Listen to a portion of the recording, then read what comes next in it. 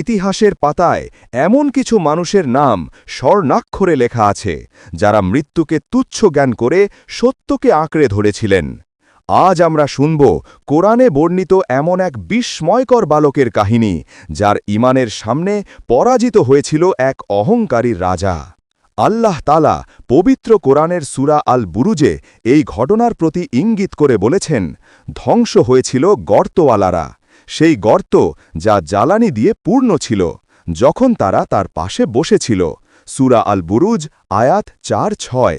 সহিহ মুসলিমের দীর্ঘ এক হাদিসে রাসূলুল্লাহ সাল্লাল্লাহু আলাইহি ওয়াসাল্লাম এই বালকের কাহিনী বর্ণনা করেছেন। এক জালেম রাজার দরবারে ছিল একজন বৃদ্ধ জাদুকর। জাদুকর তার উত্তরসূরি হিসেবে এক মেধাবী বালককে জাদুর কাজ শেখানোর জন্য বেছে নেয়। কিন্তু সেই বালকটি জাদুকরের কাছে যাওয়ার পথে এক দরবেশের দেখা পায়। দরবেশের মুখে আল্লাহর একত্ববাদের কথা শুনে তার হৃদয়ে ঈমানের নূর জ্বলে ওঠে। বালকটি একদিকে জাদুকরের জাদু শিখত, অন্যদিকে দরবেশের কাছে গিয়ে দ্বীনের জ্ঞান নিত।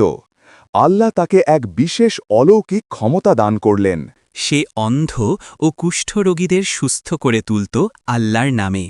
যখন রাজা জানতে পারল যে বালকটি এক আল্লাহর ওপর বিশ্বাস করে, তখন শুরু হল অমানুষিক নির্যাতন। রাজা বালকটিকে মারার জন্য অনেক চেষ্টা করল, পাহাড় থেকে ফেলে দিল, সমুদ্রের মাঝখানে ডুবিয়ে দেওয়ার চেষ্টা করল, কিন্তু প্রতিবারই আল্লাহ তাকে অলৌকিকভাবে রক্ষা করলেন। সব শেষে বালকটি নিজেই রাজাকে জানাল তাকে মারার একমাত্র উপায়।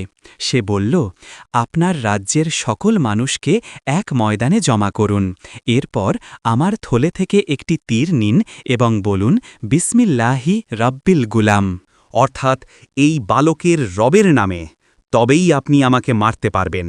রাজা তাই করল। তীরের আঘাতে বালকটি শহীদ হল, কিন্তু উপস্থিত হাজার হাজার মানুষ চিৎকার করে বলে উঠল, আমরা এই বালকের রবের ওপর ঈমান আনলাম। রাজার সব ষড়যন্ত্র ব্যর্থ হয়ে গেল।